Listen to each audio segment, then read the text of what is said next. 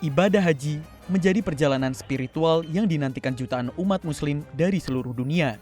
Bagi jemaah haji Indonesia, penyelenggaraan haji bukan hanya soal kelancaran ibadah, namun juga menyangkut keamanan, kenyamanan, dan pelayanan selama berada di Tanah Suci. Di tengah padatnya mobilitas jemaah menuju puncak haji 2026, tim pengawas atau tim was haji DPR RI turun langsung melakukan pengawasan, menyusul munculnya sejumlah keluhan terkait transportasi, akomodasi, hingga distribusi konsumsi jemaah. Sejumlah jemaah haji Indonesia masih menyampaikan keluhan terkait keterlambatan layanan konsumsi dan akomodasi, khususnya saat perpindahan dari Madinah menuju Mekah.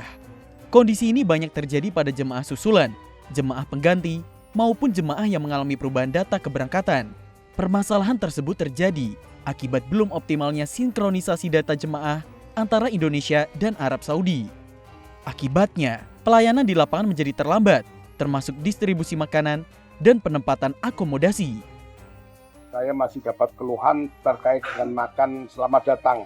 Itu terlambat, sehingga jamaah ini kan perjalanan 10 jam ke Madinah itu kan cukup lapar ya. Jadi kadang-kadang ini cateringnya terlambat, mereka tidak makan.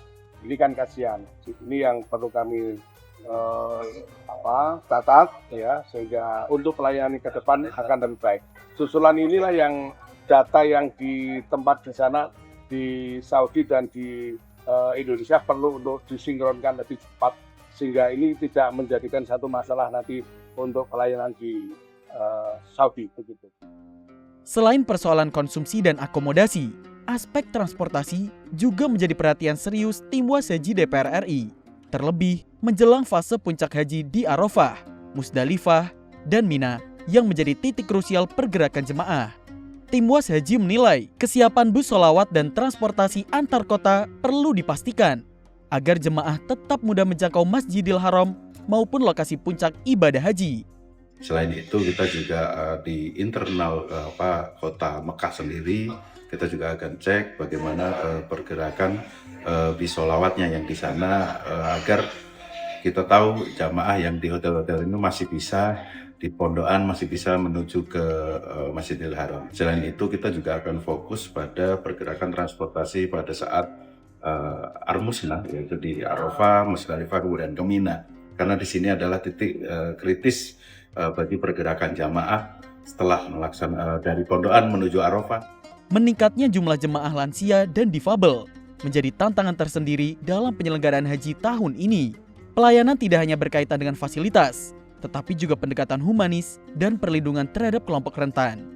Tim was haji DPR RI menekankan, jemaah lansia, difabel, dan perempuan harus mendapatkan pendampingan khusus, termasuk dalam aspek transportasi, keamanan, dan komunikasi psikologis selama berada di Tanah Suci. Pengawasan juga akan dilakukan terhadap rute dan titik pemberhentian bus, terutama bagi jemaah lansia dan difabel.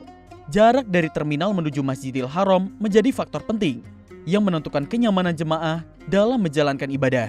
Kita pastikan jumlah petugas yang melayani lansia itu harus betul-betul mengedepankan komunikasi secara psikologis, penghormatan terhadap orang-orang tua dengan cara-cara yang lebih humanis. Kebetulan kami akan datang ke Madinah dulu dan itu akan memastikan bahwa perpindahan antara jamaah haji dari Madinah ke Mekah itu betul-betul harus lancar.